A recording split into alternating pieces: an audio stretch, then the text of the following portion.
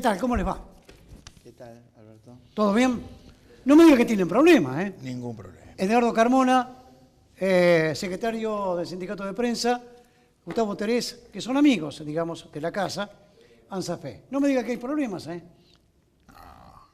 Apenas Apenas unos pocos. Tenemos el Mundial de por medio, el dólar a 30 pesos, y esto lo tomamos irónicamente, pero es muy duro lo que está pasando. La verdad que sí, lo compartimos en las marchas de los últimos tiempos, la del paro del 25, realmente la situación está realmente complicada y para los trabajadores más, en función de que este gobierno establece una política de castigo a las mayorías, con políticas regresivas, con una acumulación de la riqueza en manos de unos pocos. Hoy salía una nota en página 12 con datos del INDEC, porque esto podríamos estarlo inventando nosotros, pero hoy salía una nota con datos del INDEC, como el 10% más pobre de la población sigue retrocediendo y tiene una diferencia de 20 veces por debajo de lo que recibe el 20% más rico. O sea que, y se ha venido profundizando, se ha venido concentrando cada vez la riqueza en menos manos, así que bueno, sí, realmente muy preocupados. Y bueno, y nosotros en particular con los despidos en Telam y con lo que viene pasando en el ET3, ¿no? Que nos tiene muy preocupados. Muy preocupado. ¿Por qué paran el día martes ustedes? Nosotros el día martes paramos en repudio y en rechazo a la represión que se desplegó el gobierno de la provincia de Neuquén con trabajadores que democrática y legítimamente... ¿Neuquén, Chubut?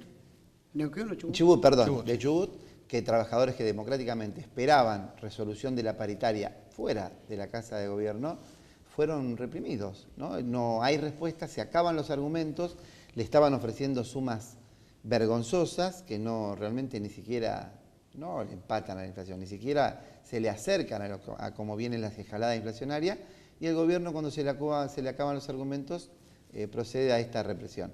Nosotros siempre decimos, lo hemos dicho históricamente desde la CTA de hace muchos años, la muerte y la represión son un límite.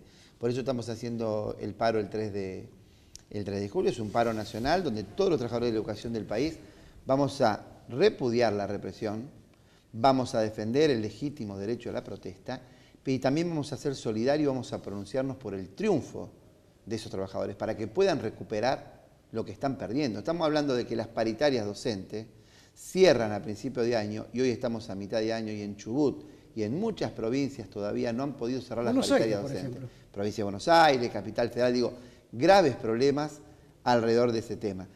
Y siguiendo la línea de lo que planteaba Edgardo, digo, ¿qué etapa? ¿No? Porque si estamos mal, y él hace una descripción de lo que está pasando en el país en cuanto a la transferencia de ingresos de un sector muy desprotegido hacia los sectores que más poder tienen.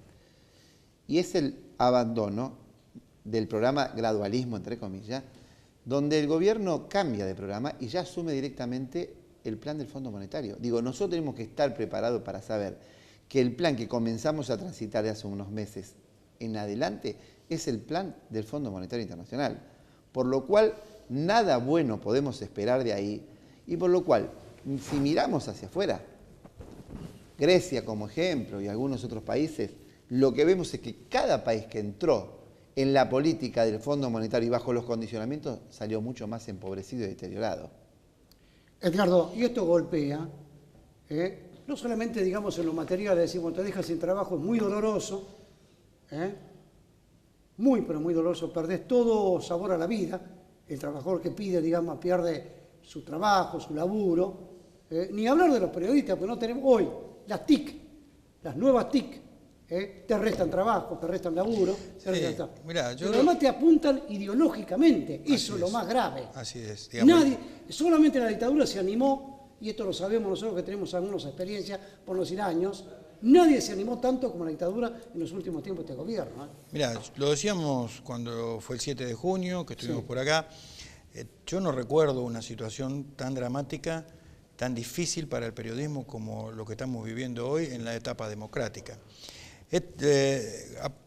Continuando con lo que él decía, digo, este sistema, este modelo que es dictado por el Fondo Monetario, que ya aparece en los diarios, el Fondo Monetario manda a hacer esto, el Fondo Monetario manda a hacer eso, no hay un ocultamiento, básicamente, solamente funciona con dos resortes. Uno, el blindaje mediático, esta idea de contar una mentira tantas veces como podamos, y por el otro lado la represión.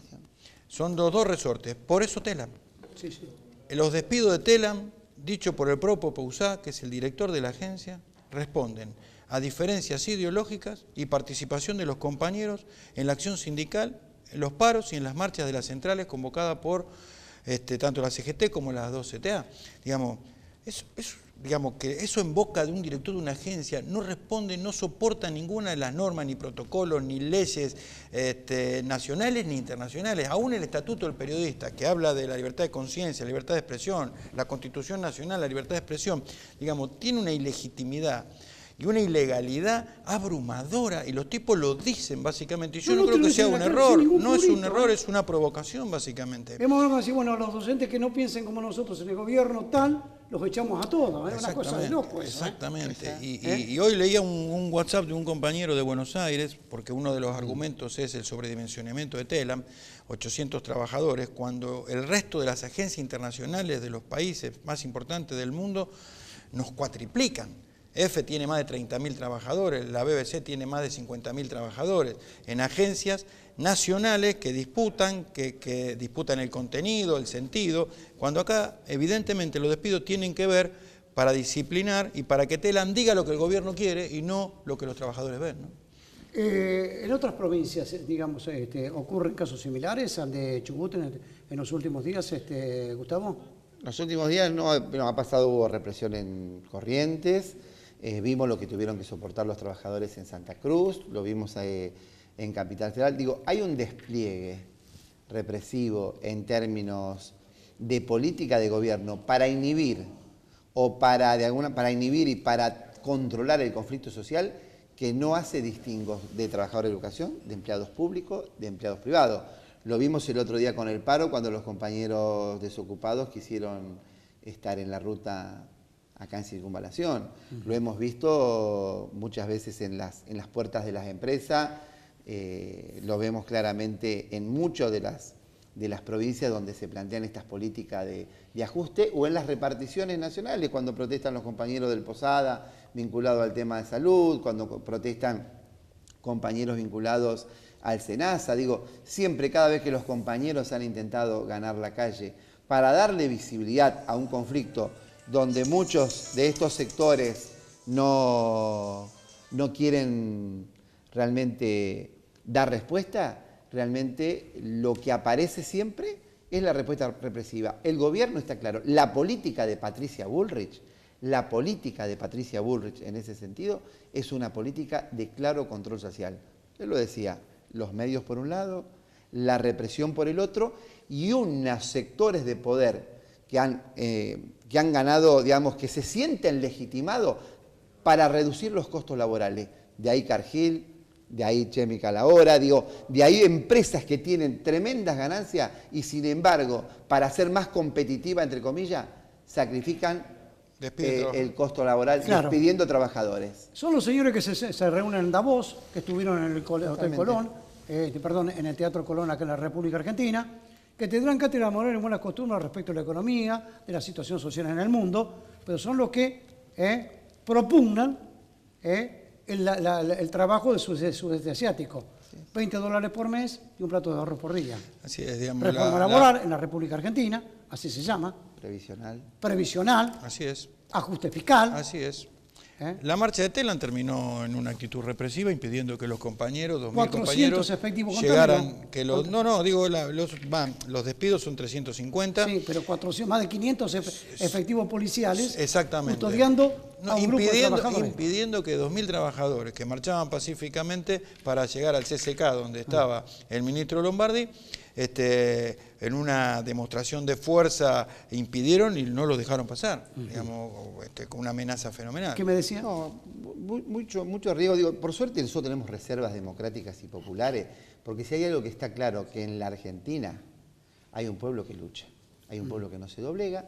Si algo está claro en la Argentina es que hay un pueblo que defiende los valores democráticos. Digo, lo que sufrimos con el golpe del 76 ha calado muy hondo, pero ha calado en el compromiso de nuestro pueblo. Yo digo porque nosotros, y esto un llamado a la responsabilidad del gobierno que está jugando con fuego, sufrimos Teresa Rodríguez, Víctor Choque, Darío Santillán, Maximiliano Kostelski, Mariano Ferreira, digo, y este pueblo cada vez que no va a permitir Santiago Maldonado después, digo, podríamos seguir. No, el maestro Fuentealba ante la legítima protesta. Siempre hubo respuesta solidaria, siempre hubo respuesta de firmeza, siempre hubo respuesta para defender la vida. Por eso no van a lograr que nos subamos a la vereda y abandonemos la calle. El pueblo, ante estas políticas represivas, puede replegarse tácticamente en algún momento, pero no vamos a abandonar la calle, no vamos a abandonar la movilización social, que es la única manera de ponerle freno a políticas que van por más. No van por una reforma previsional. No. En Grecia hubo 10 reformas previsionales. Viene una ahora. Aguarden. Después viene otra y después... Yo digo, no, pensar que estamos del país, peor y tocamos el... Siempre se puede estar aguarden las tarifas, aguarden las tarifas dolarizadas. No a 20 pesos, como la compró Caputo en su oportunidad y ahora lo están vendiendo a 30. No, Caputo el jefe del Banco Central. Sí. Además, digamos, este gobierno... transpira corrupción, transpira negociados, transpira incompatibilidades. Bueno, es realmente increíble. Nosotros lo sabemos los periodistas, la precarización laboral que nos han llevado prácticamente a los periodistas. En algunos casos transformarnos en pequeñas empresas, pero siguiendo con el mismo espíritu de lucha.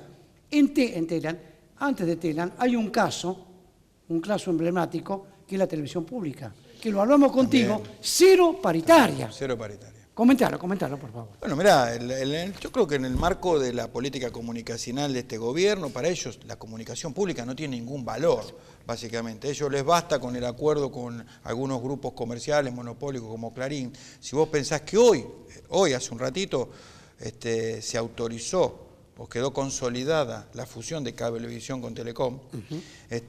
Cuando vos pensás eso, pensás en Arnet, Cablevisión, Telecom, Fivertel, Clarín, Mitre, vos tenés Cablevisión, pero además ahora con una licencia que le permite operar en todo el país. Vos tenés un nivel de acumulación que hoy no tiene competencia ninguna, salvo un Estado manejado por un gobierno popular que pueda, desde una comunicación pública democrática, con una normativa vigente, con una normativa, confrontar y asegurar ese flujo informativo horizontal y federal. Entonces, básicamente, este gobierno ya tiene sus socios. No es que tiene que pagarle a ese grupo habla por boca de sí porque representa los mismos intereses. Por lo tanto, destruir la televisión pública, la radio pública y la agencia federal en este país, que también está en manos de una sociedad del Estado, les es absolutamente funcional. No la necesitan, la quieren cerrada o amputada, básicamente, que es lo que están haciendo. Porque, y te redondeo esto, no solamente son 350 despidos, son despidos en lugares donde la agencia desaparece. ¿No? Porque hay muchos lugares del país donde había 2, 3, 1, 4, y son borrados del mapa. Y Radio Nacional, cuando nos hablan de una radio federal, importa también, con el apriete de retiros voluntarios o jubilaciones anticipadas, el cierre de muchas de las radios que están en distintos lugares del país. O sea que nada de federalismo, nada de pluralidad, nada de democracia informativa, acumulación, un discurso único que baja desde el poder concentrado, del poder económico, donde todos estos CEOs y hasta Mauricio Macri son empleados momentáneos, ¿no? Aguárdame un minuto, después vamos a hablar del tema paritarias a nivel nacional, que hoy por hoy nada. Ya volvemos, avances con los trabajadores. Señores, ya volvemos por TVR.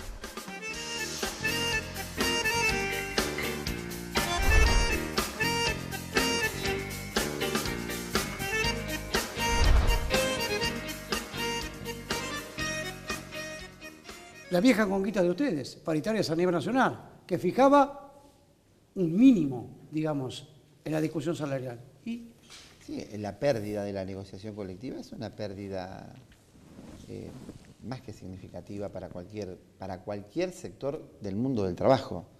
Me parece que el gobierno lo que quiere es desarmar la negociación colectiva, quiere desarmar y fracturar la negociación colectiva en el sector docente, quiere desarmar la negociación colectiva en los sindicatos, en los grandes sindicatos y llevar a la negociación por empresa, y si no la tuviera, mejor si no tiene negociación colectiva.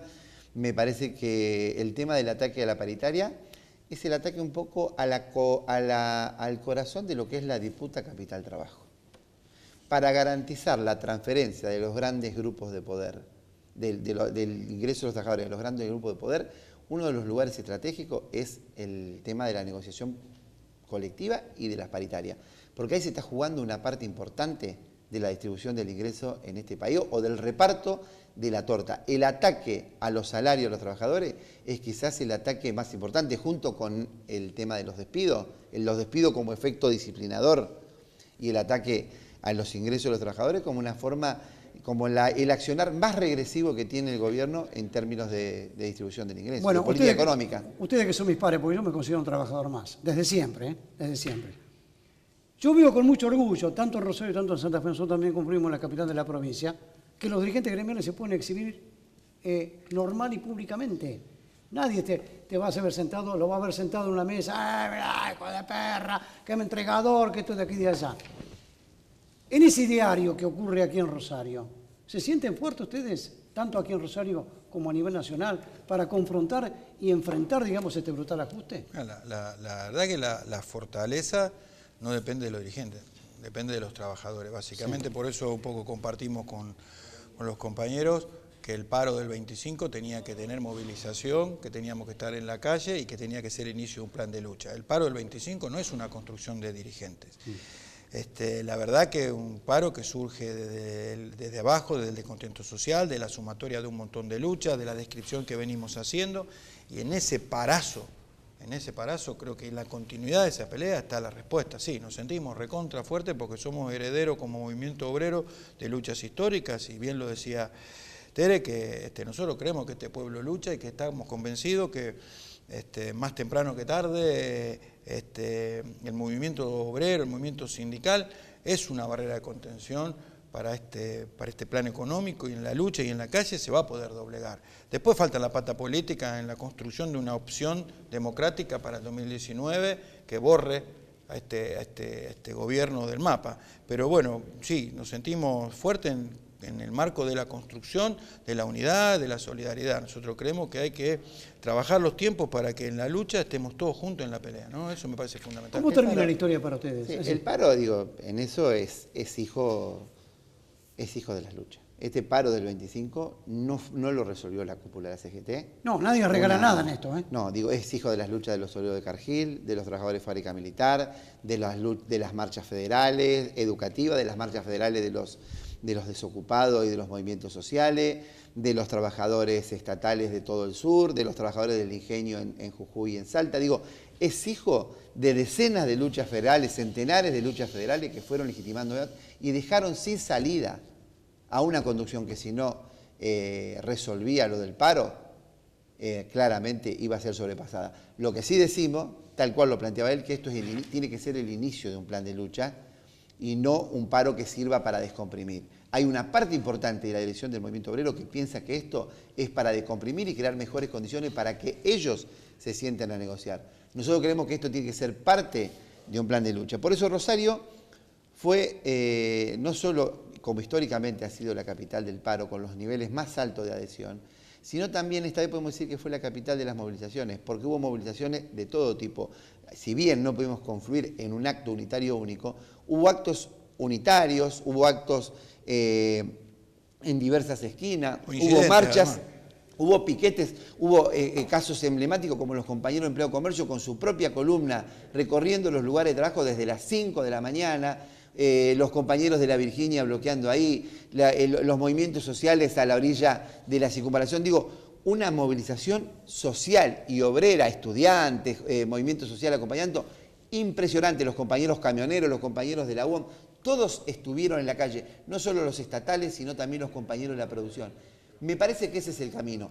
Plantear un plan de lucha no significa que nosotros tenemos que pensar que vamos a hacer un paro nacional cada 15 días o cada mes, pero sí plantear una estrategia donde haya movilizaciones regionales, paros regionales, movilizaciones en la puerta de las empresas privatizadas, de aquellos que aplican el tarifazo, como hicimos la otra vez en el Energas, la próxima tiene que ser en la empresa provincial de la energía, que también hay responsabilidades con los tarifazos. Acá no hay que mirar para otro lado. También hay una política general que nosotros no podemos eludir. Ahora, hay responsabilidad del gobierno provincial. Los gobiernos que firmaron el pacto fiscal, los gobiernos que de alguna manera se han disciplinado esa línea, saben que esa es una línea para enflaquecer los presupuestos provinciales y para legitimar determinadas políticas de ajuste. Menos educación, menos calidad de vida, no hay menos creación salud, de menos cargos. trabajo. Exactamente, digo, no mirar para otro lado, no pensamos que tienen las mismas responsabilidades, no son lo mismo, pero a veces hacen políticas similares. ¿Cómo termina esta historia, Dani?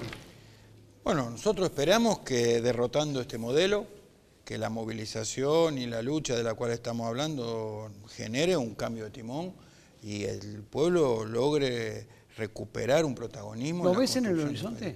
Yo creo que sí, yo soy absolutamente optimista. Digamos, creo que esto es también un movimiento internacional que no solo pasa en la Argentina, pasa en Brasil, pasa en muchos países, pero yo creo que sí, que nosotros tenemos que lograr la madurez necesaria, todos los sectores populares, para dejar de lado diferencias que son matices hoy frente a lo que nos está pasando, a lo que nos propone este gobierno, y que la unidad va a dar su fruto. Yo estoy convencido que sí, por supuesto. Sí. No, coincidiendo totalmente en ese sentido, hace falta un largo proceso de acumulación de fuerza para poder derrotar estas políticas. Estas políticas tienen una manifestación concreta que uno le puede poner el nombre y apellido hoy, que es Macri.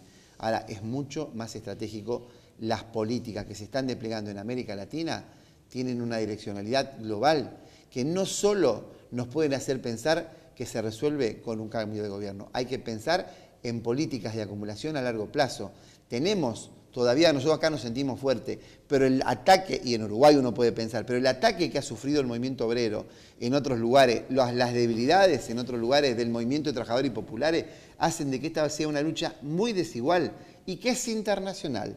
No es solo un problema de aldea, lo digo respetuosamente, no es solo un problema de las fronteras, es un problema de pensar que acá contingentes de trabajadores de América Latina y del mundo debemos ponernos en marcha para frenar esta política que tiene su epicentro en los centros de poder mundial, que tienen su diseño estratégico en los centros de poder mundial. Las políticas de Trump claramente están orientadas... De Macron. Y entonces te trasladás a Francia y es Macron, y te trasladás y también los chinos no son nada bueno. Digo, hay que pensar en una política de mucha construcción de poder popular para poder frenar esto. Hay una cuestión que lo hablábamos cuando hablabas de la paritaria.